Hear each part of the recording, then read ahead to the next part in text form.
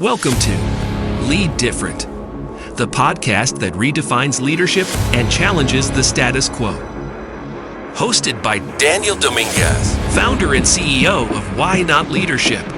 This show is your compass to becoming a better leader through the power of self-awareness.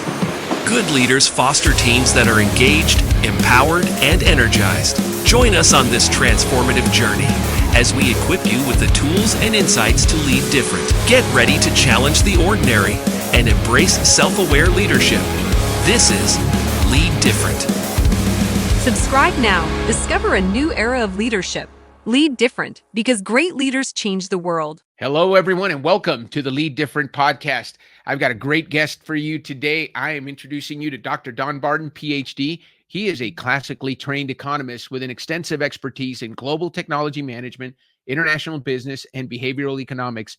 He's based out of Atlanta, Georgia. He's a distinguished author, speaker, advisor, and corporate executive known for his revolutionary unfair advantage theories that challenge modern sales and communication techniques. Dr. Barden specializes in corporate culture and leadership, where his engaging, interactive style breaks down barriers and empowers teams to achieve extraordinary results. His leadership has driven teams to exceed $1 billion in annual sales and revenue growth. He's highly sought after for his insights. Dr. Barden advises top corporations, political leaders, private schools, and faith-based organizations. He also serves as a trustee and past chairman for the Summit Counseling Center Atlanta and supports the U.S. Army Rangers Sua Sponte Foundation. So without any further ado, let me introduce you to Dr. Don Barden. Don Barden, how are you today? I'm doing great, Dan. How are you? I'm fantastic. Thank you for being here with us today. I'm looking forward to having you on the show. Let me fix the screen. There you are. We want to make your face the premier face. Thanks for being on. Listen, you're connected to one of my favorite people, Jackie Joy, and she's one of my favorite people in the world, and she introduced us. And after she introduced us, she gave me a copy of your book, The Perfect Plan, which I've read and enjoyed so much. That's the book that put you on the map. But today we're going to talk about another book that you've got coming called Here Come the Girls.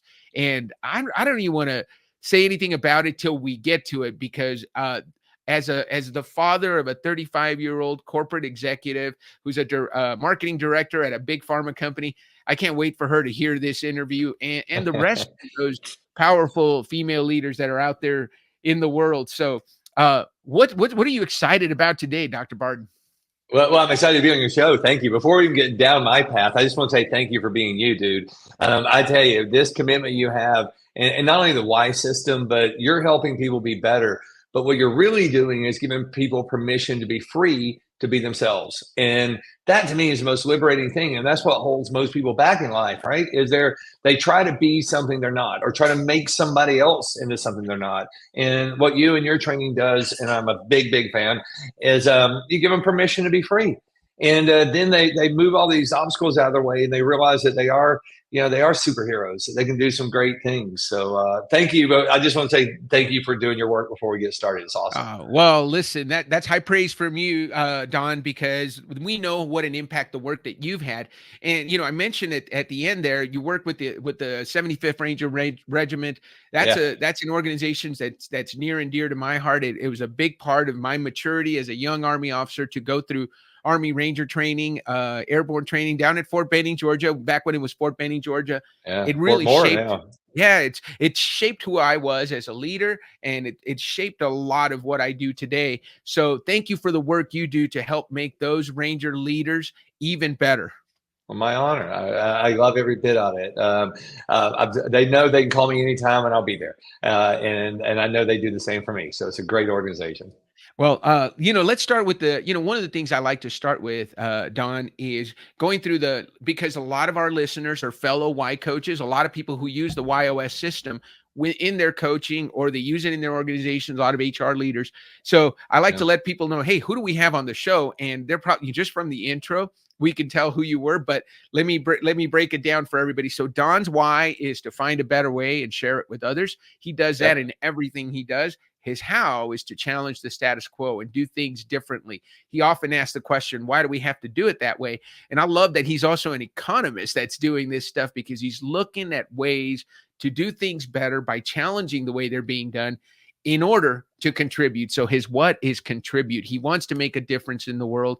And man, when I read The Perfect Plan, when I talk to you in the pre-show, I can see all of those traits in you. You're a guy who's constantly looking for a better way to do things. And the only way you're going to find better ways to do things is by challenging the way they're currently being done. So you challenge the way things are being done in order to find better ways, in order to contribute. And you can see that because you're part of the Ranger Foundation. So you're always looking to make a difference, make a positive impact in the lives of others. Yeah. I know I wasn't the coach that took you through that. Jackie Joy took you through your YOS discovery. Oh yeah. How do you see that in yourself? You know, looking back, have you always been a guy that's always innovated, always challenged the status quo, and always wanted to make a difference?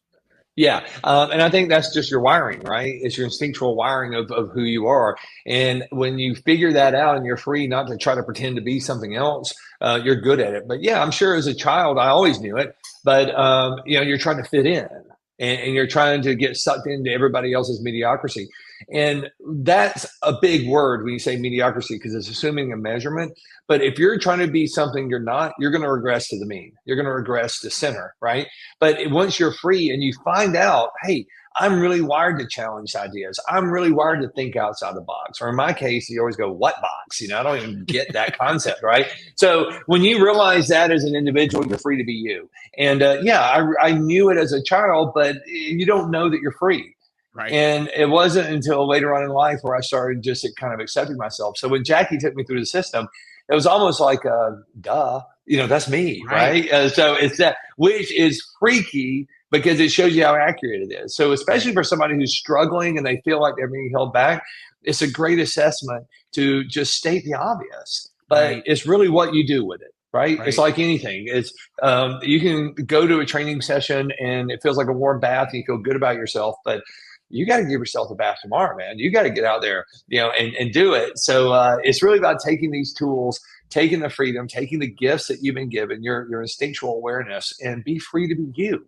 And go out there and find a place where you're the right fit. Find a place where you're in a culture that celebrates you and lets you do it. And we're not talking about social construct. We're talking about your skills, what you're bringing to the table.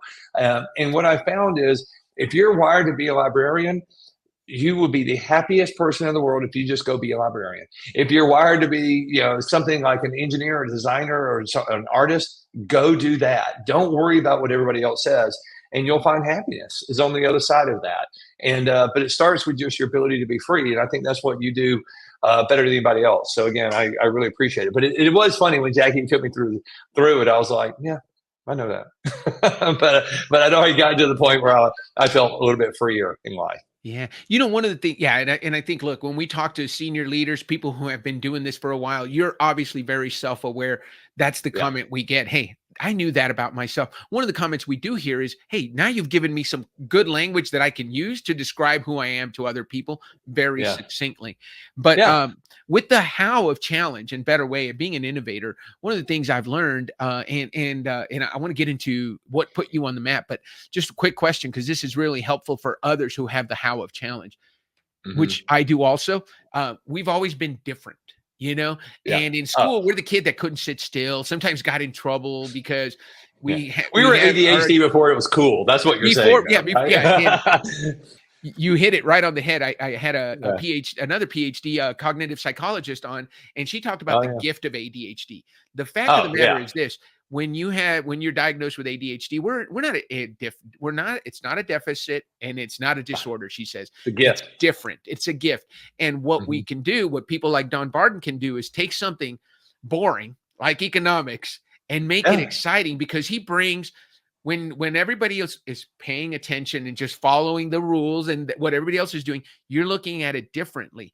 And that led to you writing a book that put you on the map, The Perfect Plan. It's a book. It's mandatory reading at Microsoft, at Coca-Cola, and with the U.S. Army Rangers, who you are still consulting for.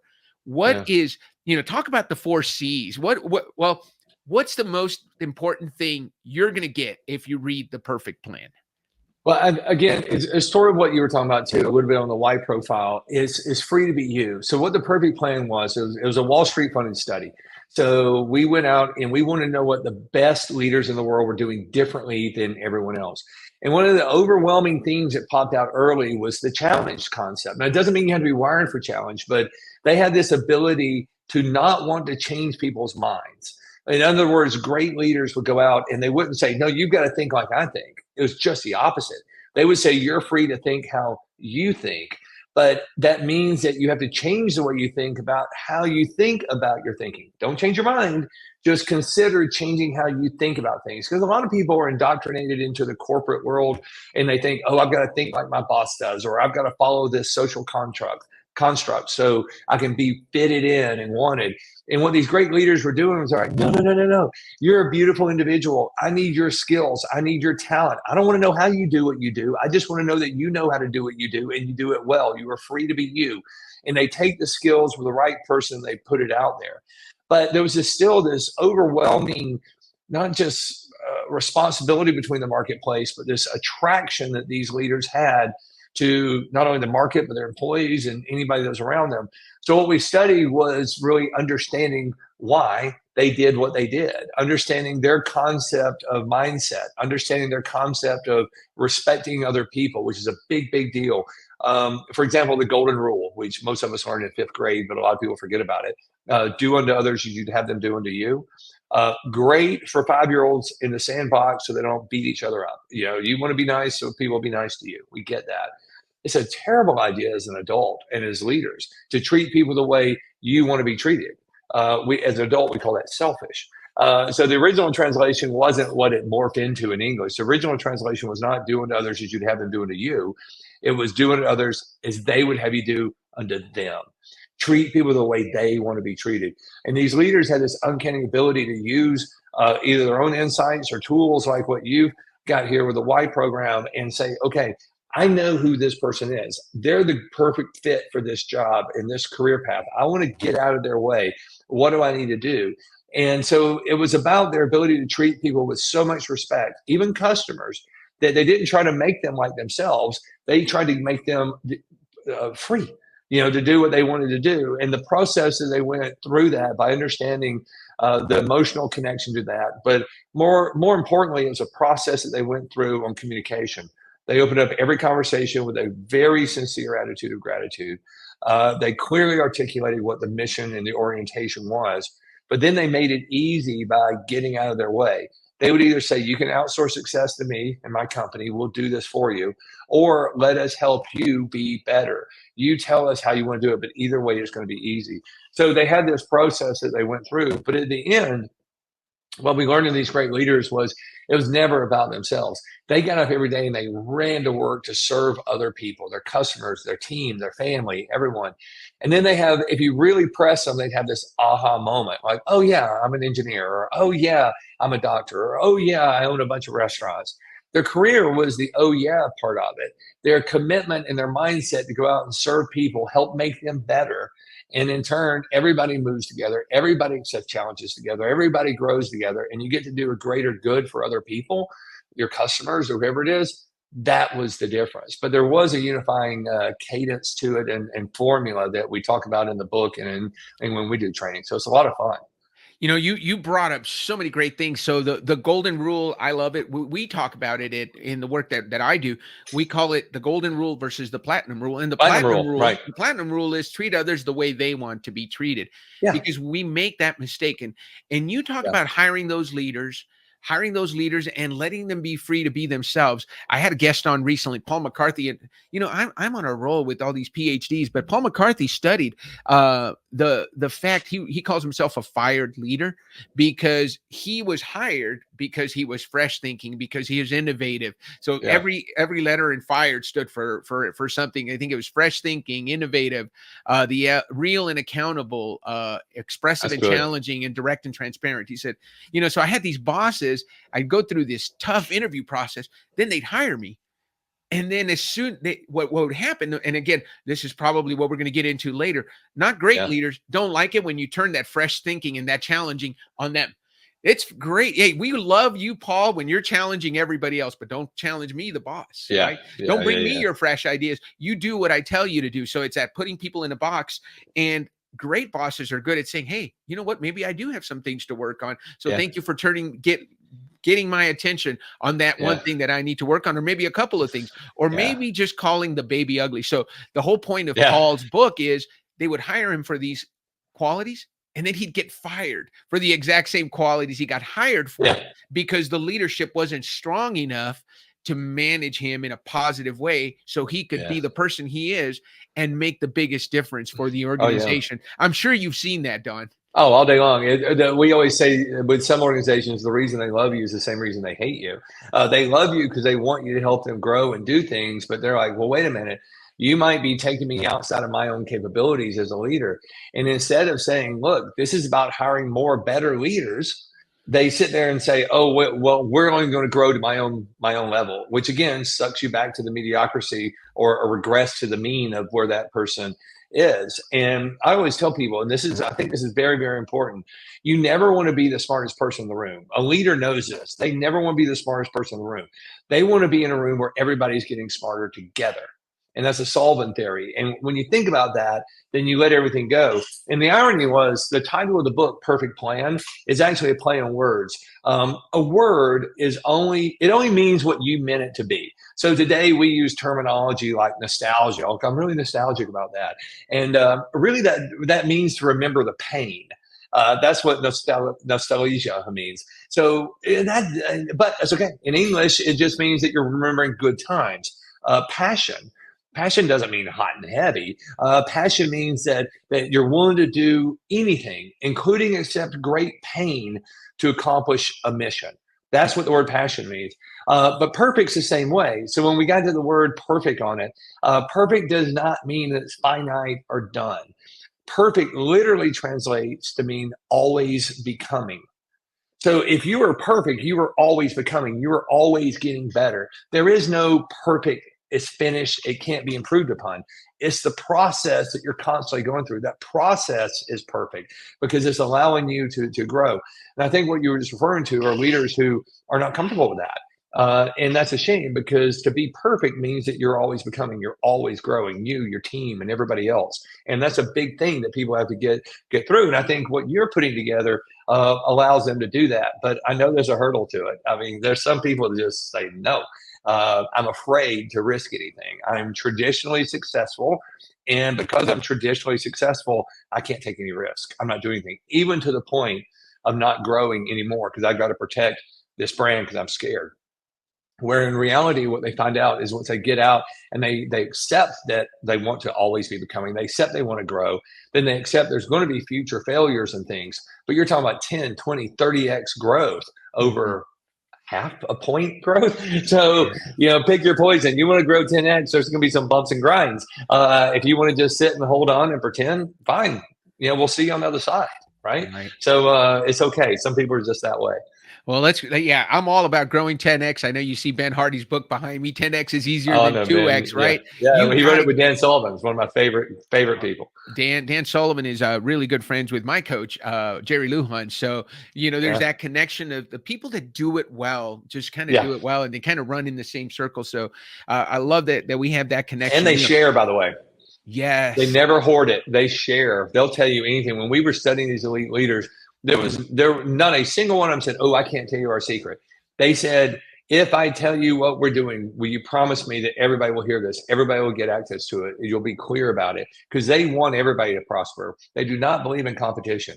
That's another play on words. Competition comes from the Greek word compenda, and it means the same. Mm-hmm. So when somebody says, oh, we're a competitive team this year, you're really saying you're just same as everybody else, right? Or we have competitive rates. Great, you have the same rates as everybody else. So they don't want to be that way. They want to be creative. They want everybody to grow together. And I think that's a beautiful mindset of elite leaders. Well, it's the difference between abundance and scarcity. I believe Absolutely. there's 8 billion people in this world that need what we have. We're not going Oh to get yeah. to all of them, and I think Dave Durand, who I had on the show on recently, he talked about his goal is to get to that exit interview, and we've all got that exit interview, whatever your beliefs are. Yeah. I believe in a God that's going to look at me and say, "Hey, Daniel, here's the potential that I gave you." And I hope he says, here's what you did. I hope he Yeah. doesn't say, here's the potential I gave you, and here's what you did. Yeah. I want him to say, hey, well done, good and faithful servant. Yeah. Yeah. You Love you you wins. took you Right. took what I gave you and you made even more than I expected, even if we can at Yeah. least meet the agenda. But Oh yeah. one of the things. Can I say one thing on this? I always wrap up my speeches if I'm in the mood for it, and sometimes you can see the air suck out of the room because Right. they're like, "Oh, where's he going to go with this?" I always say, "Look, of all my travels, I think I've been around the world 8 times now. Of all my travels, of the millions of people that I've met and interacted with and studied and been purposeful about it, had the chance to serve and work with, I've learned a universal truth, and that is that there's only one way to get to heaven." And then that's when the crowd goes silent. Like, oh, where's he going to go with this? He's about to Right. start preaching. And I'm like, it's not what you think. I said, I'm convinced of all the travels in the world. And I'm a faith-based person. I'm a Christian. But I'll tell you, there's only one way to get to heaven. And that's to help somebody else get there first. And Yes. if you can do that by a single act of kindness that you never saw, if you can do that by giving somebody their first job and training them in ways that it might not show up for 25 years, but they're going to look back and go, "Those is old guy I used to work for." This is me and you, right? And that old guy I used to work for told me this thing, and it changed the trajectory of my life. And now I'm employing 100 people or 1,000 people, or we're doing these donations, we're doing these scholarships. The ripple effect by helping somebody else before yourself is we can't even calculate it, right? So why not be that person? And I think that's what real leadership is about. Well, it's abundance versus scarcity. Again, Yeah. you know what? There's plenty for all of us. Let's make the pie bigger. Let's not Yeah. worry about which slice of the pie Yeah. we're getting. Let's make the pie bigger. Let's show more people how to do this, and we're all going to get better together. You Oh bring yeah. people along with you. I love that you said that, Don. So here's what I want to make sure we get to is you've got a new book releasing in the Yeah. next few months. You've done Yep. all the work, got an actual book almost ready to publish, and this is a major seismic shift in Yeah. leadership. And I want you to talk about it because one of the things you mentioned in the pre-show is women taking over a majority or a large part of the leadership positions globally Yeah. because they're better at it. And so Yeah. all the guys in the room, we just sucked the air out of the room, right? On I the know. guys, and all the women are standing at the edge of their seat. They want to hear, Don, what is it that makes women such good leaders that you predict that they're going to be taking over a large part of the leadership positions around the world? Yeah. Well, it's funny you say that. Every guy on the planet knows this already. We just don't like to talk about it, right? We've known it since Adam and Eve. So it's not that big of a deal to a guy to admit it. But, so let me put on my econ hat. I'll put my professor hat on for a second. So I teach behavioral economics, which is about looking to the future and predicting why people are going to make decisions they do. I love a lot of my peers. 9 out of 10 economists love to tell you what happened today and mysteriously how they predicted it a couple of weeks ago, but you never can find the paper on it. So that's okay to talk about why something happened in the past tense. I prefer to look at the future and talk about what's probably going to happen. And sometimes if you can combine social construction with mathematics, with just momentum, it's not just a probability, it is an inevitability. And that's what we've got. The math supports this, the social construct supports it, and every man on the planet who's ever lived has known this for a long time, but the time has come that it's becoming very, very real. So we look back, I had this idea really probably about 10 years ago. I didn't start working on it until 5 years ago because we were looking at the math. And I was saying, hey, look, we go through generational waves. There's obviously the baby boom of the greatest generation. There's the 50s and 60s. There's things that happen where we can track the future and say when this population boom gets to a certain age, doing a certain way with the access they have to education and everything else, we're going to see some really cool things happen. Well, I was looking at that and I decided to start thinking about some things that I kind of observed, but I couldn't really get my head around it. And when we were interviewing great leaders, the female leaders that we were interviewing had a different approach to it than the male leaders, but that wasn't the intent of the original study. So it kind of always stayed on me that women have this thing about them that makes them special, in particular when it comes to leadership.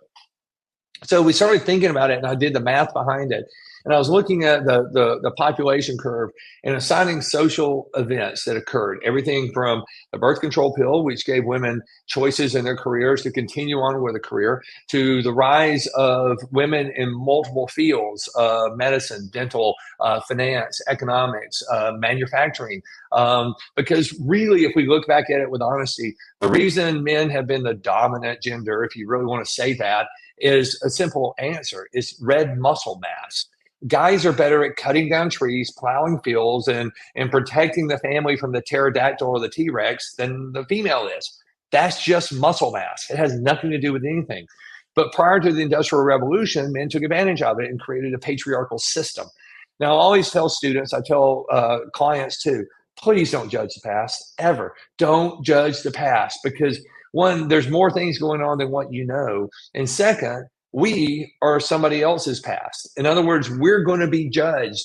And I think what's going to happen is a funny thing. We talk about all the great advances we have in medical science right now, but there's going to be a time 50, 100, 150 years from now where people are looking back at us as barbarians. They're going to say, oh my God, they used to do surgery on people. They used scalpels and cut people and stitched them back up. They're barbarians. They're not going to be able to comprehend why we think it's the greatest advancement in history, right? So be careful. And I always tell people, do not judge the past, but we can look at it with pretty good certainty and say, red muscle mass, they created a patriarchal system. Women, everybody had gender roles. That's just life. But then the Industrial Revolution happened and it started more increase. And then today's revolution of technology and things come out. So we don't necessarily need red muscle mass like we used to have. Machines plow fields. Now, yeah, there's bricklayers and there's oil well riggers and stuff like that. And if a woman can do it, God bless them, let them do it. But guys are real good at that stuff. But it's not that way anymore. So now women, when you look at this rise they've had in society and the ability to do it, it's going to peak with the population curve in leadership because leaders, when somebody says a leader is born or that person's born leader, they don't know what they're talking about. Leaders are trained. You might have some characteristics in it, but those characteristics just tell you the path that's best for your leadership style. It doesn't mean you're going to be a good leader or a bad leader. Leaders are trained. So now the female population curve has been trained for 20 to 25 years. Equal access. I know we've got a long way to go. I know there's still things out there, but bottom line, it's pretty much a level playing field. So we can look at the math and say between the year 2028 and 2032, women are going to take over all of the global leadership. No, not 100%, but it's going to be more than the majority. And I'm talking about everything from the local deli around the corner to parliament. It's going to be dominated by women. And that's a good thing. So what we've been doing over the past 3.5 years is studying these women and saying, hey, look, we really want to study you. The math says it's going to happen between 28 and 2032. We can look at economics now and we can remove hyper performers from the population and say, these people that created these billion-dollar overnight companies, they're awesome. Let's throw them out. Let's look at what women have been doing compared to guys. And it's about 3 to 1 in production. So then the obvious scientific question is, how'd you do it? What's the secret, girls? Tell us what's happening. What's the secret sauce? Everybody wants to know what's the secret sauce. Yeah, they do. But again, like we said earlier, great leaders, male or female, share it. There was no hoarding whatsoever. In fact, I was asked when we just finished a study, because all the academics is done, it's going to be published soon. And then the book is coming out that's actually readable. It's not the academic version. But I was asked one time, when did you reach saturation? When did you realize that the population that you were studying was there, that you were on the right track? And I said, the second person we interviewed out of thousands. And they said, how did you know after it's 2 people? And I said, because I kept seeing the same movie over and over and over again. These ladies were telling me the same thing. They were unrelated. They didn't know each other. They had different paths in lives, different cultures, different businesses, different markets, different everything. Yet they were doing things exactly the same way. So we figured it out. We know what the process is that these women do when it comes to leadership different than men. But here's the great thing, Dan. And this is the big aha for the end of the story, the end of this study, the story. It's not a girl thing. It's just something girls do, which means we can teach guys to do it. So if you look at this rise of women coming up, we know women outproduce men 3 to 1 when it comes to leadership and creating, formative things. Again, it's not knocking guys. It's just, they're good. We know that thing's going to peak. Think of what's going to happen to the economy. Think about what's going to happen when people are riding this wave and these businesses are growing, these operations are growing, markets feel more confident, people start spending money again. we're going to see a giant leap in the market better than we've ever seen before. And that's going to affect every living person on the planet. So the question is, do you feel lucky? Well, I don't think luck's a very good idea, but I do know luck favors the prepared. So you got to ask yourself, what can we do to start admiring what these ladies are doing, learn from them, and maybe as guys start applying some of their processes? Because like I said, it's not a girl thing. It's just something girls do. So we've got a few years to kind of get prepared for this. But when it happens, man, you talk about diversity and inclusion, this is real. And I'm not saying the others isn't. I'm just saying this is significant because we're going to see us join back together and say, okay, we're all on this same ship. We have unlimited abundance in front of us. And now we have leaders that aren't only going to take us there, they're going to show us how to do it so we can be better ourselves. Hence, how do you get to heaven? You help somebody else get there first. All of that is coming down the pipe. And it's really exciting. Well, you know what's exciting? There's a couple of there's so much there that I want to unpack. But one of the things that really struck out to me is the fact that leadership does not require muscle mass. Correct. Leadership is something you can do well, regardless of how big you are, how strong you are. Yes, we talk about executive presence and being tall and standing. But you know what? At the end of the day, good leaders do certain things that exceptional leaders do. Things that regular leaders don't do, and that's how they get that 3x. They are able to outperform other leaders. So, what are the three? What are some of the things that women leaders do that men need to do better? You said, I think one of the things you mentioned in the pre-show is by the time men get there, women are 3 steps ahead. They're doing 3 things before men even start, so they're already got a head start. So, what are some of the things that you noticed that you can tell us? Yeah, well, there is some wiring, right? Guys are wired generally. This is general assumptions. So I hope nobody calls in and says, well, I knew this one guy out of a million was different. Yeah, I know. But general assumptions, okay, is that guys like to fix things. If something's broken, we love it. We get in there, we get dirty, and we fix it. We usually fix it with authoritative stance, like, oh, here's how you fix it. And you tell the team, here's how you're going to fix it. Sometimes guys will even, if it doesn't need fixing, we'll break it just for the fun of being able to fix it, right? So guys like to fix things. We solve problems, but we do it through an authoritative stance. Women are the same way, except they don't use the same level of authority. What women do is they add 3 steps to the process before the man does. When the man says, I'm just going to fix it, he jumps in. So if somebody on a man's team comes to them generally and says, hey, we've got this problem, the male leader usually jumps in and just fixes it. Might do it with some grace, might really empower the team, but they are all about fixing it. The female does something radically different. Female leaders add 3 steps to the process, particularly when a team member comes up with a problem. The first thing a female leader does is she shows sympathy to the problem, not the person. She never shows sympathy to the person.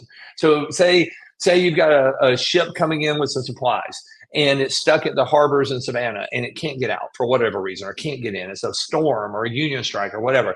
And the person comes up and says, oh my God, all of our supplies are stuck on a ship.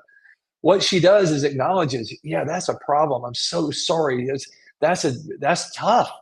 She doesn't ever associate the problem with the person. So you show sympathy to the problem. And then phase 2, you move in and you show empathy to the person.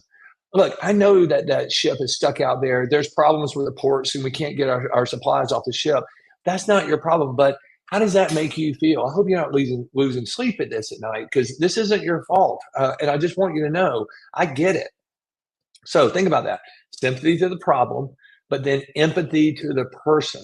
So the person receiving that goes, wow, she gets it. Yeah, I can't control that ship stuck in a harbor somewhere. And she connected with me. She knows that I care and I'm staying up and I'm worried about this. I might be worried about my job. I might just be worried because I care and I want to hit our production numbers. Who knows? But that empathy to the person is a big, big deal. But then here's the biggest difference between males and females. Then she says to that person roughly, hey, how would you solve this if this was you? I'm not going to tell you how to do it. How would you do it? If you had a magic wand and you could do anything over these next 48 hours to fix this, what would you do? And 90% of the time, that person who came to her with the problem knows how to fix it. But that person is so trained under male leadership to just be quiet and do what you're told when the guy tells you how to fix it. They're not used to what she says. When she says, hey, wait, how would you fix this if it was you? And the second they know, going back to why, that person is free to be themselves to her. There's a no judgment zone here. 9 out of 10 times, that person who had the problem knows how to fix it. And she'll tell the leader, this is what I would do. And the leader may sprinkle some wisdom on it, may say, okay, but maybe don't try to push yourself for 24 hours. Why don't you give yourself 48 hours, but go do it.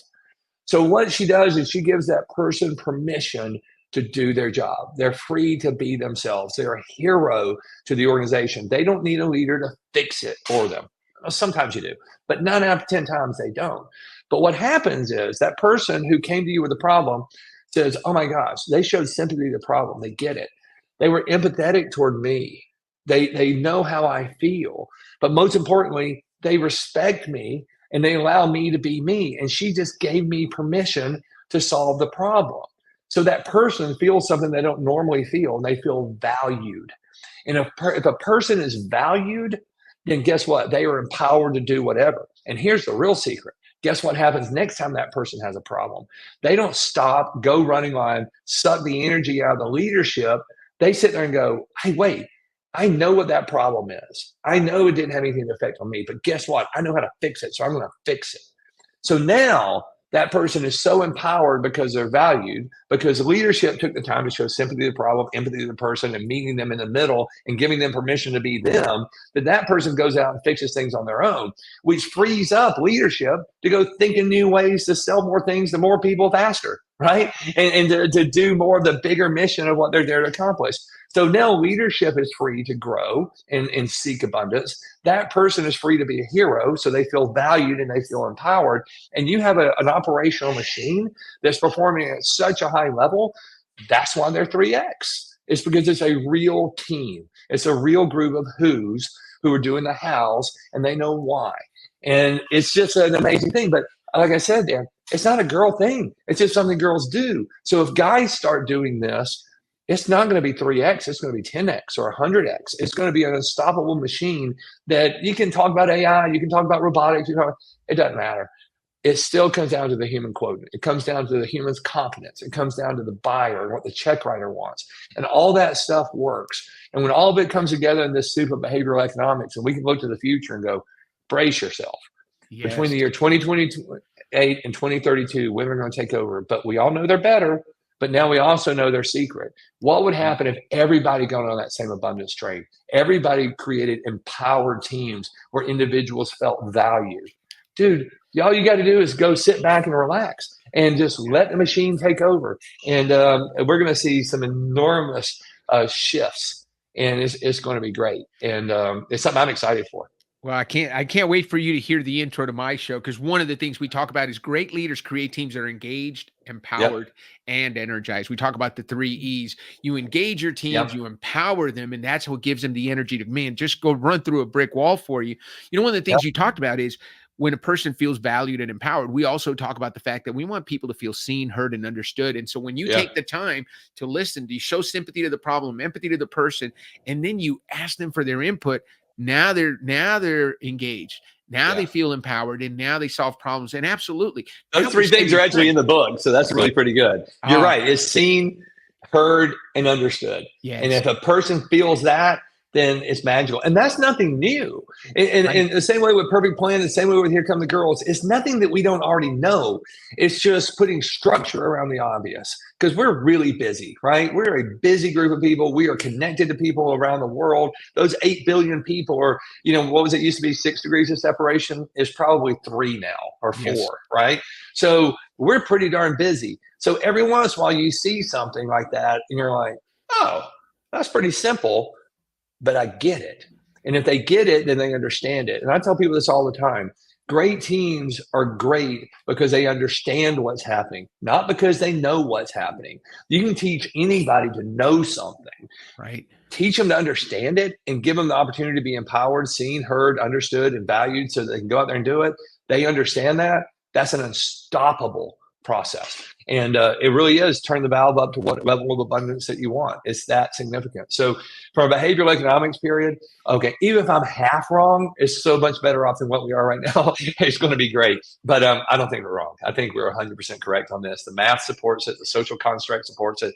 And thousands of interviews of unrelated women, female leaders, who were so unified in their conversation. They might have used different words here and there, but it was the same story. I told somebody though that actually told my sons, I said, I felt like I was watching that old movie, Groundhog's Day with Bill Murray. It just kept repeating itself. And I would get to the point where I'm in an interview going, oh, let me guess. Now you're going to empower them. And it was kind of funny because they were like, how do you know? And I'm like, you're all telling me the same story, which supports why you're so amazing at this. And the beauty of it is that. Now, I'll tell you another thing that's very important about the women that we studied.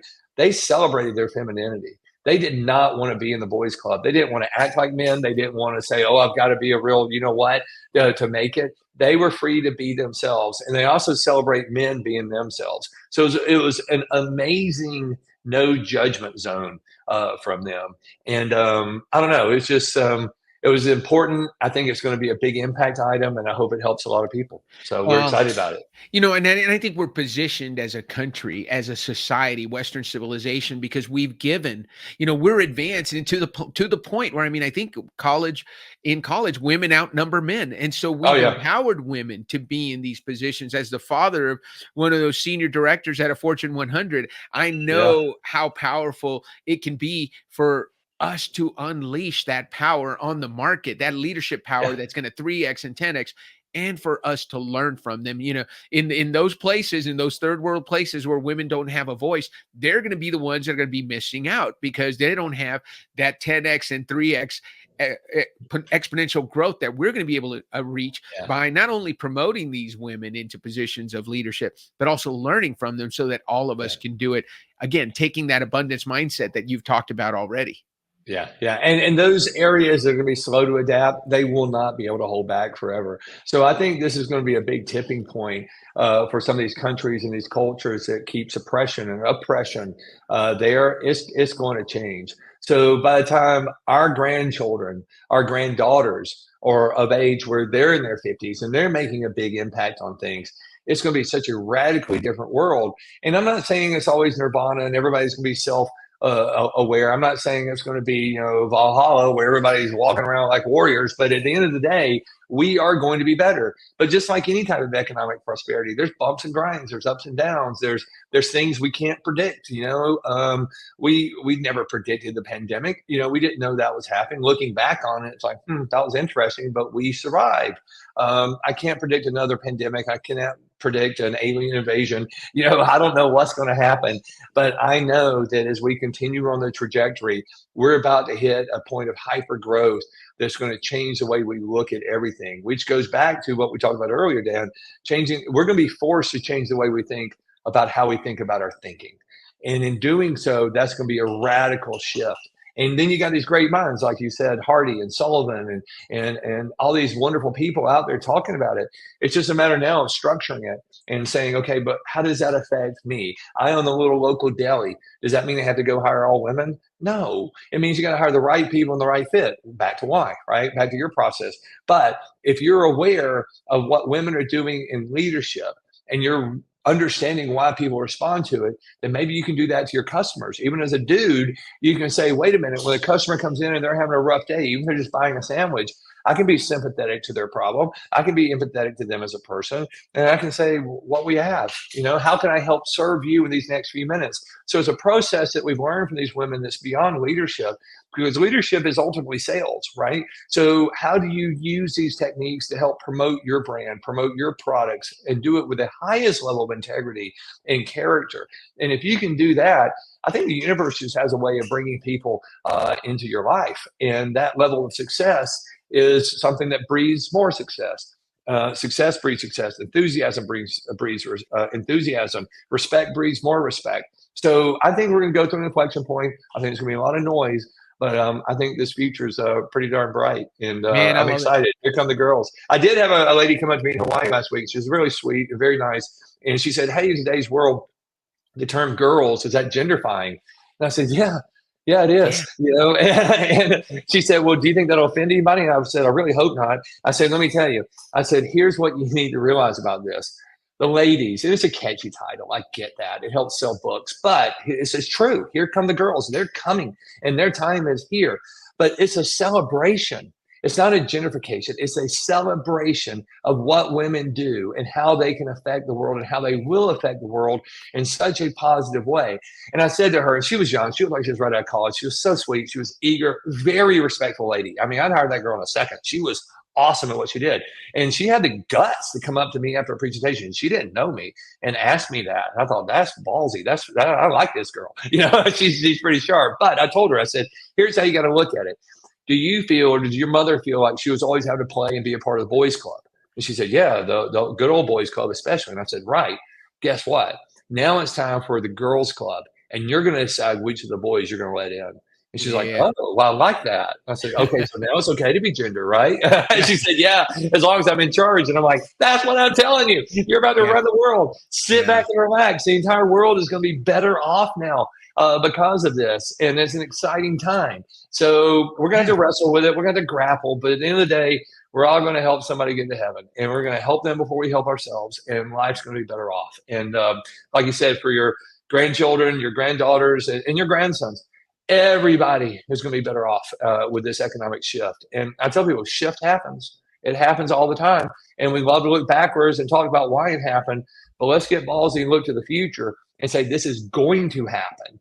And when it does, what are we doing to be prepared about it today? And that's the opportunity. So work like yours, it all adds to the soup, right? So I appreciate you, man. Well, we appreciate you, Don. This has been such a fantastic conversation. And I love that. I want to end on that note. What do you say we end the show on that note? Sounds great to me. I appreciate you having me, and everybody should be part of your system. I can tell you from a behavioral economist, you've got this thing figured out, and just the ability to give somebody permission to be themselves, that's heaven right there. Well, we thank you so much for being on, Don. Guys, make sure you subscribe to the channel. Make sure you give us some likes, give us some comments. We're going to premiere this episode as soon as we can because this message needs to get out. I know the book's coming out soon, Don. We'll get on your schedule. And guys, don't forget to wait to be with us next week for another premiere of the Lead Different podcast. Have a great week. Thanks, everybody. Subscribe now. Discover a new era of leadership. Lead different because great leaders change the world.